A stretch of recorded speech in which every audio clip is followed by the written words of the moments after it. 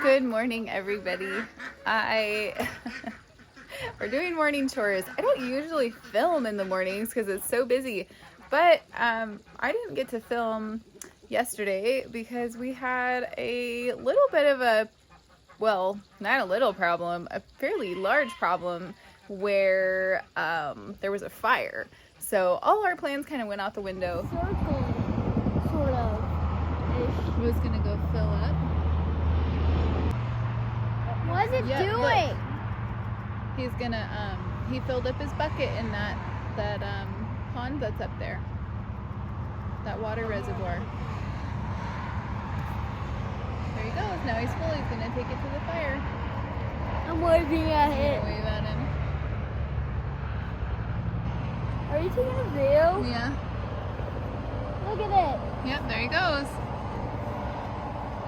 So I thought I'd take you guys along this morning for a full garden tour and in the morning, and a morning garden tour. I thought we'd start in the greenhouse. I'll take you around. I'll show you an update on the big garden, and then I'll take you to where it's really pretty because the big garden still in some major overhaul mode here. So I highly recommend, if you are struggling with a back to Eden garden, if it's had vole damage, chicken damage, creeping grass, pardon the geese, they're very excited to be free right now. I don't know if you guys can see them in the background. It's wild out there. But I am going through my garden right now, teaching from my garden, from my mistakes, from things that happened, things that were outside my control, but I'm showing you how you can get your own gardens back under control, rebuild those back to Eden gardens. So stay tuned. We will have the next video out here this Friday on edging and why it's important. So let's get into this garden tour. It's getting to be kind of long because there's a lot going on. So I thought we'd start in the greenhouse and then I'll take you around, okay? All right, here is the wild jungle. The cucumbers have just gone crazy. Yeah, we've got so many cucumbers on here. I'm gonna pick them, but I wanted to show you guys before I pick them how many there are on here. I just harvested too. It's pretty awesome. And then we even have more up there. Like, I mean, they're just really going crazy. And then in here we've got all these peppers.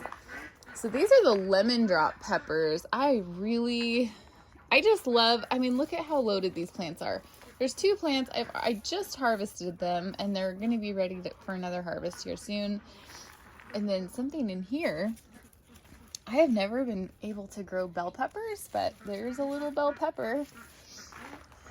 And then back in here, I found, this is really fun, a poblano. And then I don't know what these ones are, but this plant is just loaded. They could be paprika peppers. Things got a little crazy in here when we were planting. Okay, so that's kind of an overview. Basically just peppers and cucumbers here. Unfortunately, all of the seedlings we had going, some of them are still kind of alive, but the goats have got, I'm pretty sure it was the baby goats. They got in, they broke down our little fence over there, and just knocked so much stuff off. So, oh well. The kale is still doing incredible. I keep harvesting it like crazy. Got more peppers in here. That's a hot wax pepper back there. And then, I don't know, we just have a mixture. And then these grapes, you guys, look at this. This has gone absolutely bonkers. I will have to trim it back a little bit, but I'm hoping to take cuttings off of this and try to have them outside. But this is a good way to ensure we actually get grapes. So we have these ones down there, and we have a couple more clusters in here, and then that one right there. So hopefully next year we'll get even more than that. Here's some herbs that did manage to survive that I still have not planted yet. And then some peppers in there and there. And again, we just didn't get to them, but that's okay. We have a few more peppers. This is a huge horseradish. And I keep getting this issue in here. It's on these ones as well. And I'm not sure what that problem is, but we'll probably end up yanking these plants sooner than later. It's always in the same bed, but we've got an eggplant on there. And then these are the Cape gooseberries. They are so fun and good. And then what I like to do, so I think these ones are a little small, but look, you just pop it open, kind of like a tomatillo, but it doesn't taste like that. And then there's the fruit inside, and then you can eat them raw. They're great. They taste like pineapple, like a tomato, like a cherry tomato texture, but less juicy. And then that super pineapple-y, citrusy sort of flavor. I find like if I make like a quinoa salad or something, or you can throw them in some salsa just for like a fruity kind of citrusy flavor, they're really good. They're just fun. All right, let's see what else we have. So this is an Anaheim pepper. I pulled a ton off of there, and then now it's not really doing a whole lot. Here's another pepper. This is probably a jalapeno. Here's another jalapeno. I did try to label them in the beginning, and then we just tucked plants in. Okay, I've shown you before out here through the greenhouse door. This is kind of walking into the original garden. This is my 8-year-old Esthers Eden. Pardon the goats. Everybody just thinks it's breakfast time. They've all been fed. They're very silly. So, excuse me, I tried 2 years ago starting to take it back. It has worked. I did a small area and wanted to see, like, is this going to be effective? So I will be continuing this method. It was effective throughout the rest of this garden. Just knowing when and how and all of that has been a huge amount of research that has gone into this, because I wanted to share this with you guys so that you can implement this in your own gardens. So I'm going to flip it and walk you through here, and I'm not going to reveal the whole plan here because I want to make it easy, step-by-step kind of thing for you to follow if you're struggling with the same problems. So these were pansies. They do not like heat. We planted hundreds of them this year, so we'll have to clean that up. But see, this area right here is where I started layering the cardboard and the wood chips, and that has worked really well. We have some grass that pops through, but certainly nothing like it, you know, like right here. So this has worked pretty well for 2 years, so we'll just continue that. We have to take all of this back. This path I have always maintained pretty well. I had taken back this garden bed here not too long ago, and it's doing pretty good. The main issue in this section, because even the asparagus and strawberry bed isn't that bad with grass. It's a different type of grass. The issue in this area is this periwinkle that's grown just bonkers. In fact, I didn't even plant that. That was left over from what used to be like a little rock garden out here. And so our plan, well, I'm not going to tell you the plan. We're going to deal with it, and I'll show you how. So we're going to come through here. All the plants are big enough at this point. Like you can see oregano and sage, and we've got a Shasta daisy here. I have not watered this garden at all. We have mint in here, black-eyed Susan, comfrey all along the fence, and hops on top. You know, you can see like it's just crazy. We have lavender tucked in. Here's another lavender.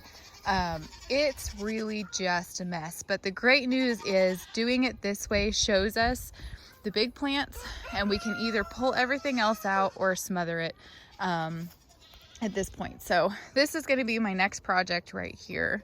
I'll walk you over here. This pond was put in, well, it's supposed to be a pond. We've tried several different tactics to hold water in it, and it's really just going to come down to putting in a pond liner, unfortunately. So we'll get there. We just haven't got there yet. Then up here, you guys saw in the beginning of the season, the raspberry patch just got hammered in the snow. So I'm gonna overhaul that whole thing since it had such bad damage done to it with the snow. I think it's going to be able to make it so that I don't feel so bad when I just clean it all up. And then this is just out of control with grass. There are blueberries, you can see. Oh, there's one right there. There's one right there. But again, I have done just about nothing with this entire patch. really this whole year. So I'm showing you now how crazy it is because I want you to see. So I want you guys to know it doesn't matter if it gets this bad. If you started with a good foundation, promise you can take this back. Even if you didn't start with a good foundation, I'm going to teach you how to do that, and you'll be able to manage your garden and build it so that hopefully this doesn't happen again. All right, so let's try to walk through here. I'm trying to do this in a time of day when there are not so many active bees. This is a lilac. This is one of my favorite areas in the spring. This is the lavender garden. I'll take you on the other side that I showed you how to layer the cardboard and the wood chip mulch and the compost on there, and it's doing really well.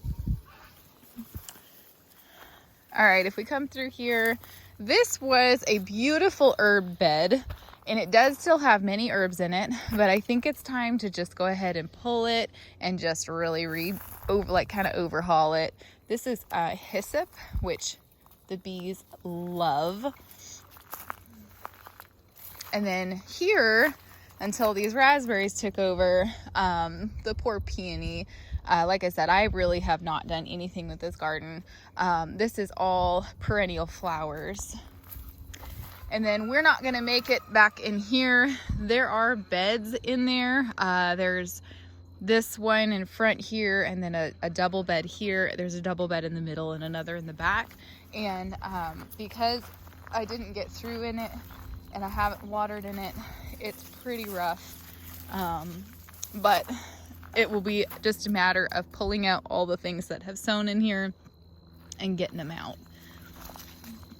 And we will, well, I'll show you. We're working on that right now. Now this bed was a total disappointment to me this year because even though we got a good amount of water, I started, this is actually a self-sowing flower bed. You can't tell that. And what happened was that these are mostly cold loving crops. And then I also have sort of a late blooming crop that comes out here. So it starts with the poppies and the feverfew, and then it ends with black-eyed Susans and sunflowers and the red oric. And those are one of my main cut flower beds, which usually brings me so much joy.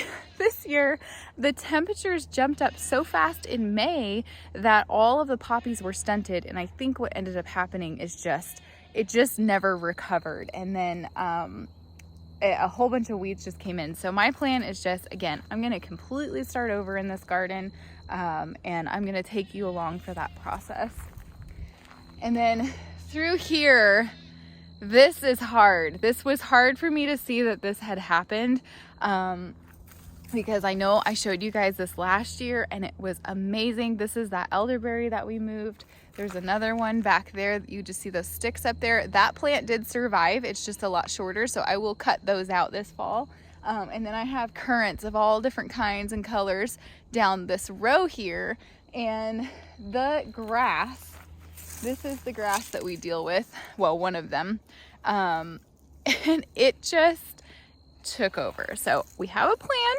I'm gonna share it with you on how we can get this back under control. And I promise by the end of the season, actually, I'm really hoping by the end of this month, this is gonna look totally different. Now, I did have to adjust my plan slightly because I injured my foot, and I am so thankful everyone has been praying for me, and I was able to go to the massage therapist and the chiropractor, and I've done a lot of massage on it myself, and it is doing so much better. And then we also have several fires burning in our area. We had that one that was very close. It was actually headed straight for the town of Athol, and that was really scary. My mom had to evacuate. She came over here, and we just kind of went through our evening, but you can see the sun is very goldeny pinkish this morning, and it's very smoky. So okay, and so I'm really thankful because that fire was put out so quickly. We have the best fire crew in the area. I'm amazed at how many planes were flying over and they just hammered it hard and fast, and it was under control in not very many hours. So she was able to return home last night, and that was pretty awesome. Okay, so this poor area, this we had started working on.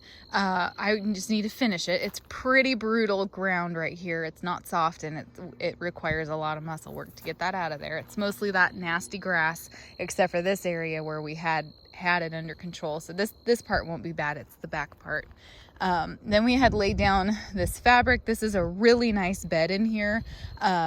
Our edging obviously has gone a little out of control. I do allow these sunflowers to self-sow and kind of grow where they want to, but I am going to be pulling these out because I want to discourage this from happening to this extent in my paths. So this was supposed to be broccoli, cauliflower, cabbage.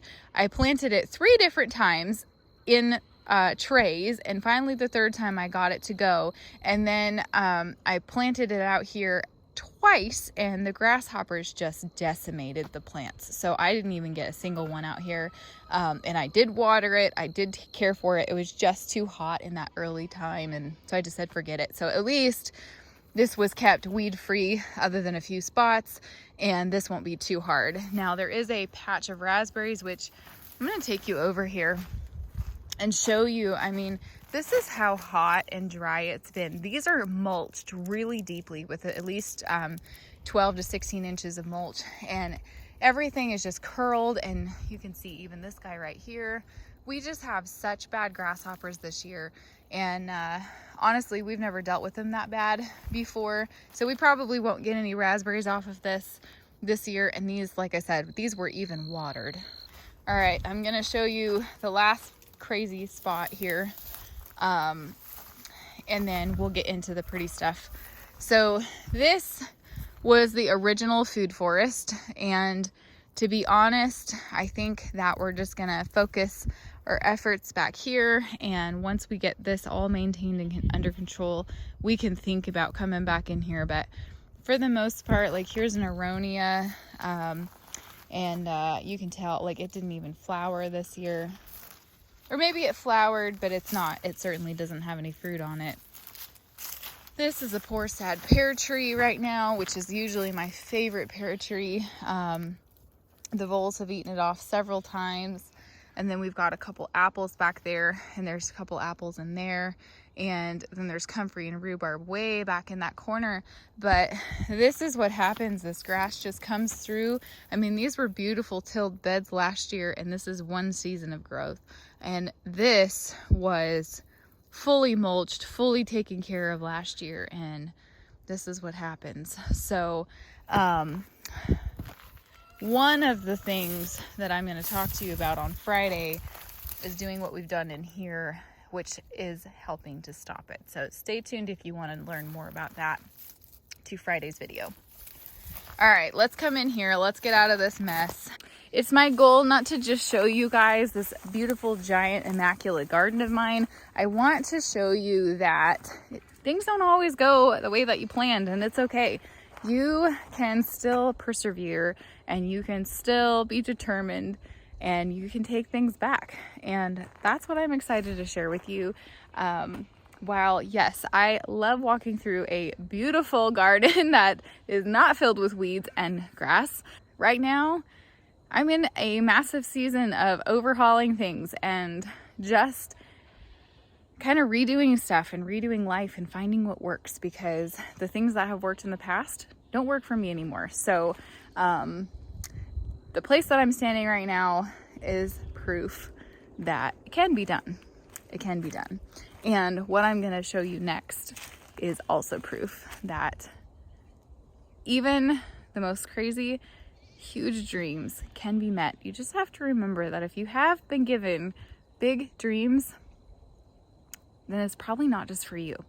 That you got to let other people into those, because those big dreams are for more people and to bless more people, and you're just the one who gets to carry them. That's what I worked on yesterday. I got this whole area done. This and that gate and all of this. Okay. So the reason I was able to do this in just a little while is because of the foundation that I put in here. All right. So, let's start here actually. So this is the potato bed. So we're about ready to pull all the potatoes up. They're done. They're just waiting on us. This is a deep, really deep mulched path. It's got at least 16 inches. So you can see there's no weeds in there. And there really weren't very many at all.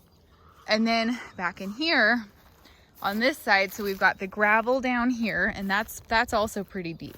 And then we just layer it.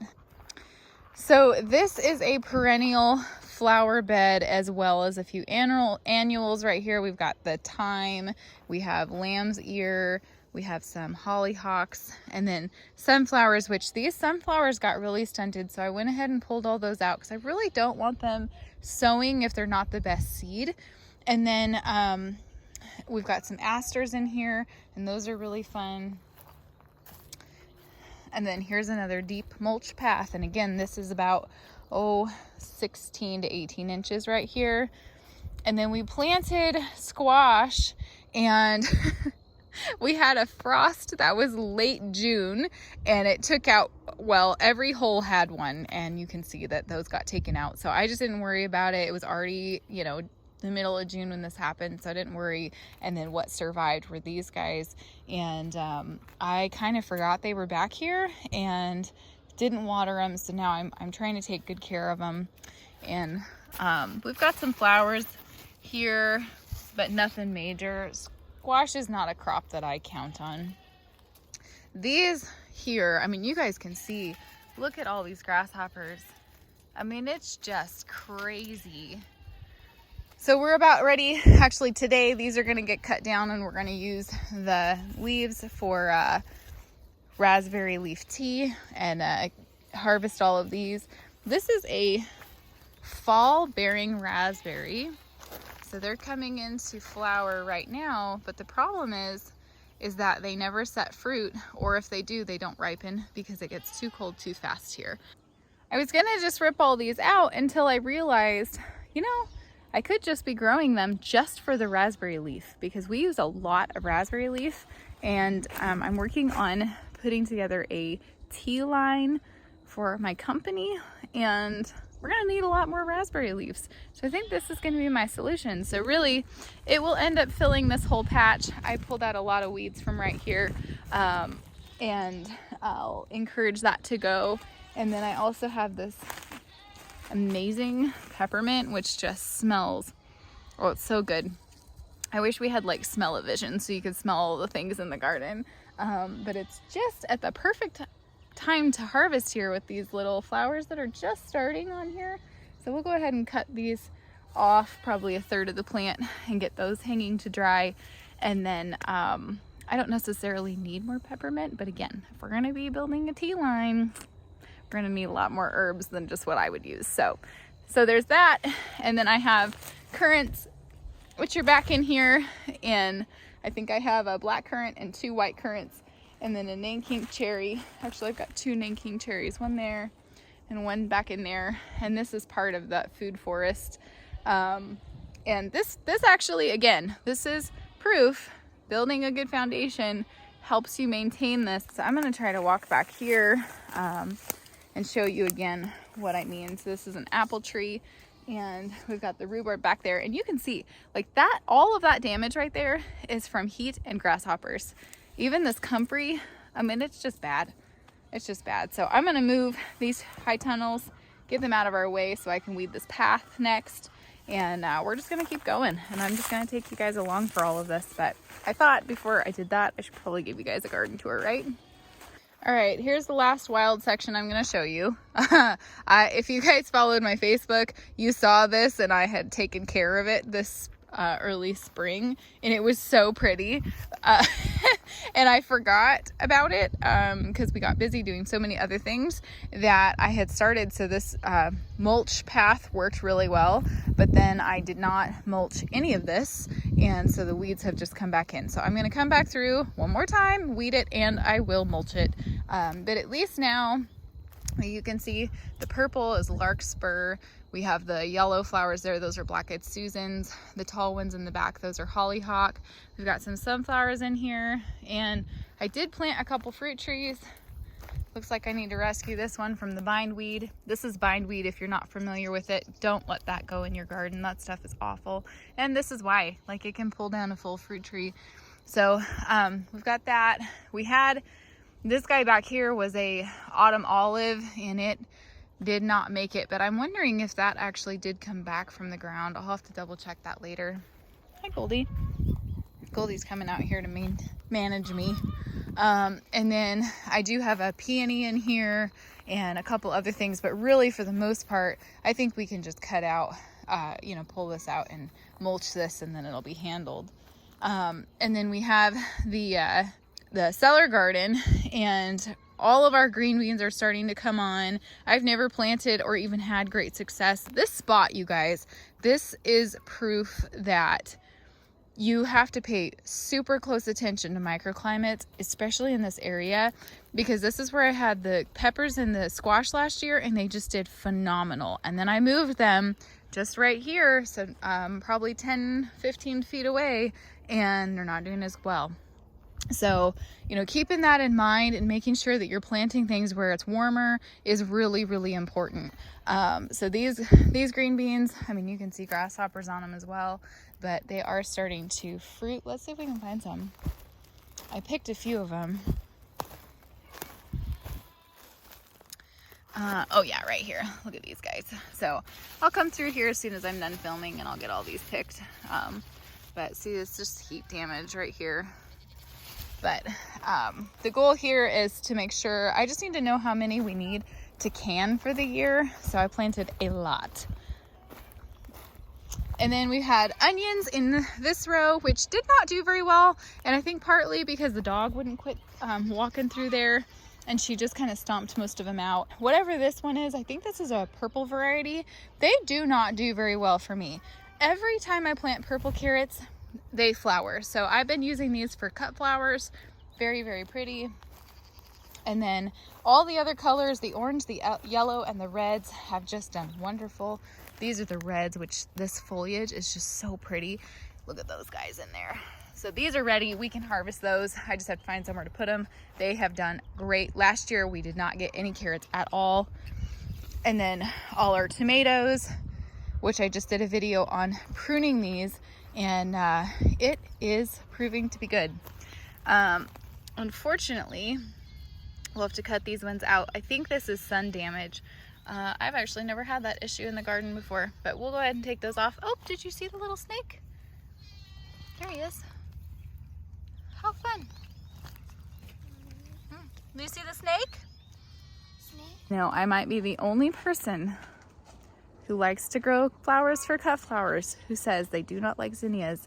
And the reason is they take forever to grow, and by the time they finally start blooming, so these guys just started blooming, we're about ready to get a frost. So I don't know if it's worth it, but Maggie really loves them, so I planted them in every color. Okay, so tomatoes, we just pulled all the peas out of here. We're saving those for seed. And then this row pretty much was a sunflower row. But the reason I let those grow is because I'm trying to establish blackberries, and they really need some shade, especially to get them going. And they need lots of water. So I have been watering them like crazy, and I've got several planted, but those are the only two that really have sprung up. And I know I planted a whole row of them, so we'll see what ends up with that. And then here's another look at this lavender garden. And so now what we're watching for, this is what we're watching for, is breakthrough. So if we get any of this, we have to come back in here and either dig it out or smother it. You've got those two options. I try to smother it if I can, but you have to, at this stage, really keep up on this, and otherwise it's gonna look exactly the same as it did before. So we're gonna do that. We've got some stuff in the path. We've got some more breakthrough there. And then I've got to finish this little section right here, and I still haven't decided exactly what I want to do because there's that hollyhock and irises. And honestly, you guys, I may just end up digging it and replanting the irises. It's late enough in the season, I think I can do that. And then these, I just got to pull a little bit of grass out of there. So here's the back side of this. This is one of my next projects, is I'm gonna start tackling this area. I watered really heavy last night, this section, so that I could come in and get this grass out of this bed. The kids dumped some mulch in here for me, which honestly, don't do it this way. I just didn't have a spot for them to put it. And I know most of it is just this knapweed in here. So that'll be all right. And this rhubarb will come in and does a pretty good job in most of the season smothering out the grasses. But yeah, we'll come in and we'll get this done.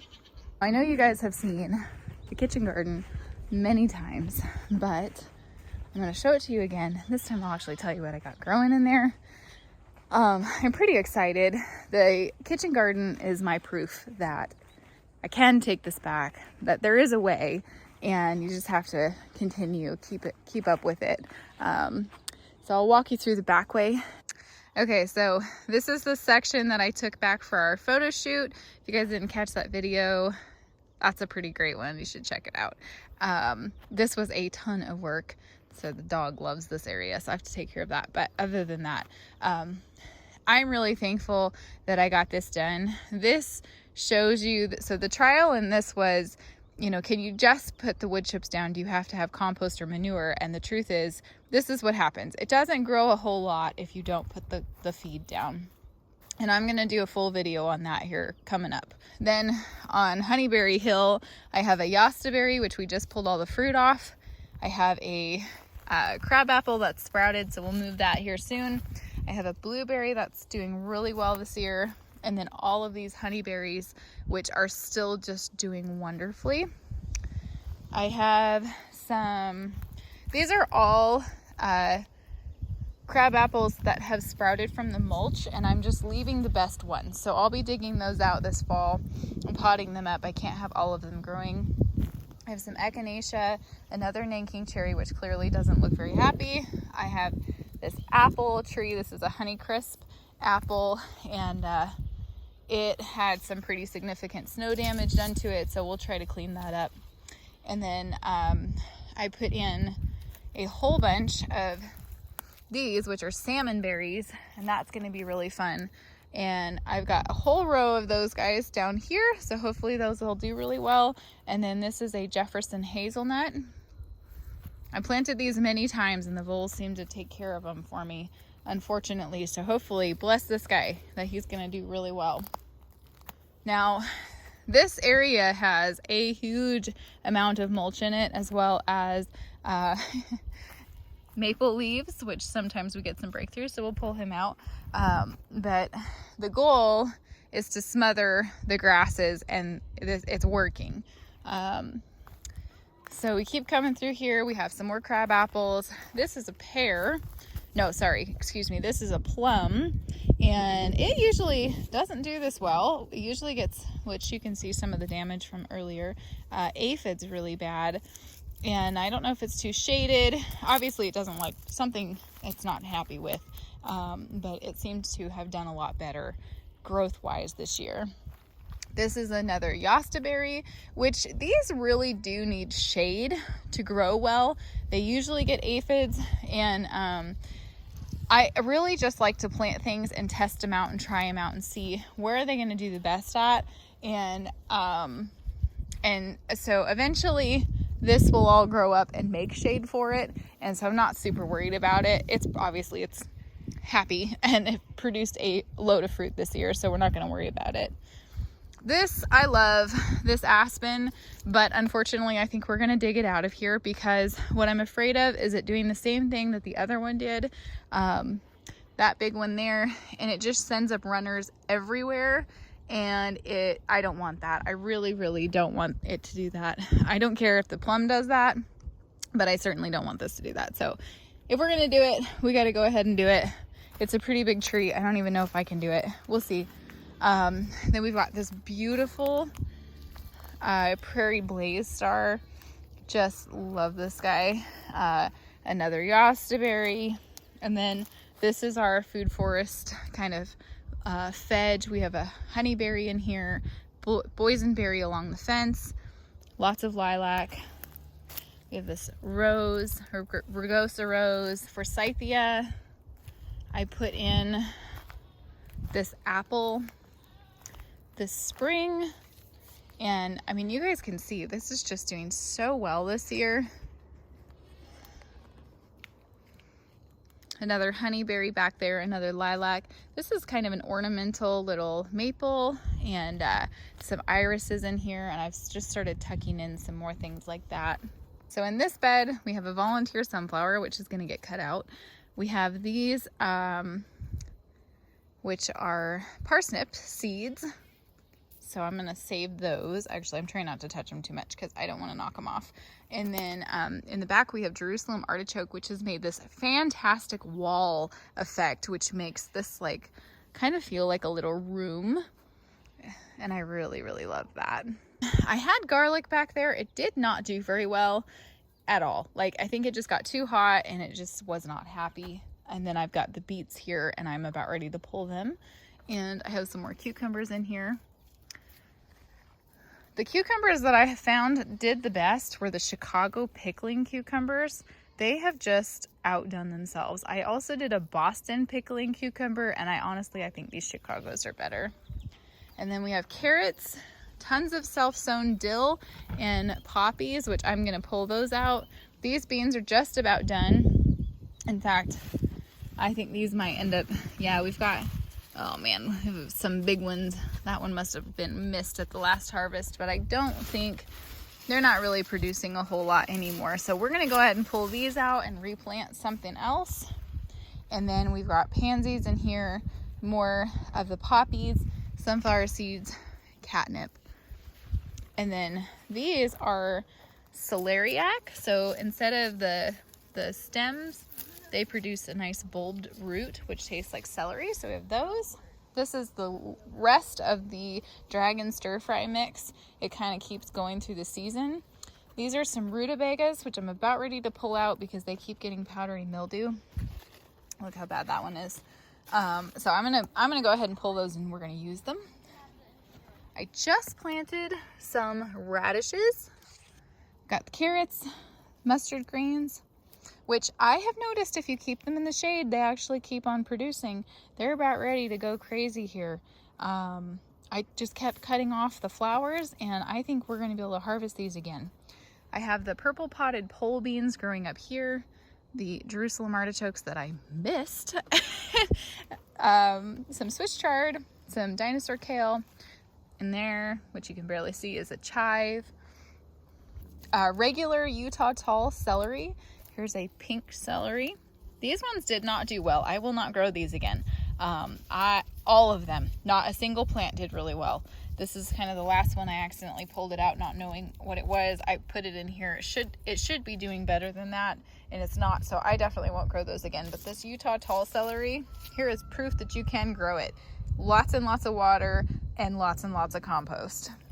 This is our cold crop corner with the lovage, Good King Henry. This is supposed to be, oh yeah, here we go, the walking onions, which does this little fun thing, and then these will go in the ground and sprout. You can eat these and you can eat these stems, but don't over harvest because they won't produce very well. I have some blood sorrel back there, and that's the rest of the Chinese cabbage. And I'm doing the same experiment with Chinese mustard greens, not cabbage. So I'm doing the same experiment as I am with those. This is a bit shady over here, and so I just keep cutting off the flowering stalk, and I'm gonna see if it comes back with the cold weather. And then these are scarlet runner beans, which I plant specifically for pollinators.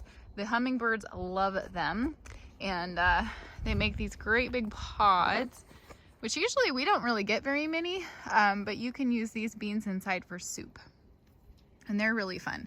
But it's been very, very hot. So as the weather cools down, we should get more of these buds, but you can see the flowers just fall off if it's too hot. All right, you guys, the last thing here that I want to talk to you about is, have you planted your fall garden yet? Do you know that even in a cold climate like this one, you still have time? You can still plant greens, radishes for sure.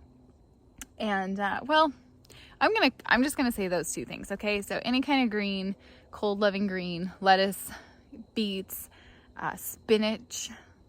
If you have an extended season, I'll bet you could get away with planting peas, like a short growing 55-day type pea, and you know, any of your mustard greens, anything like that. And so that's what I did. I just planted these last week, and you guys can already see them. Like, they're coming up, they're growing really well, despite we've had into the 100 temperatures this week and smoky skies, and they're still doing so good. I'm really excited about this.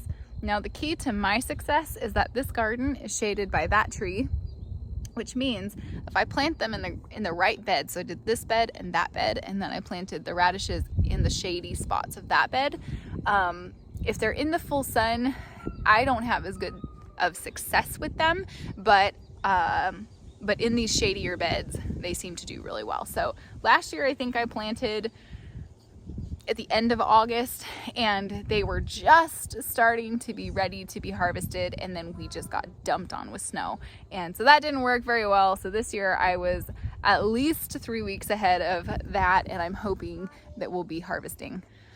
A bonus that I have to tell you guys about is that Heirloom Evermore Seed Company is having their fall seed sale, and I'm gonna leave a link down in the description. It's my affiliate link.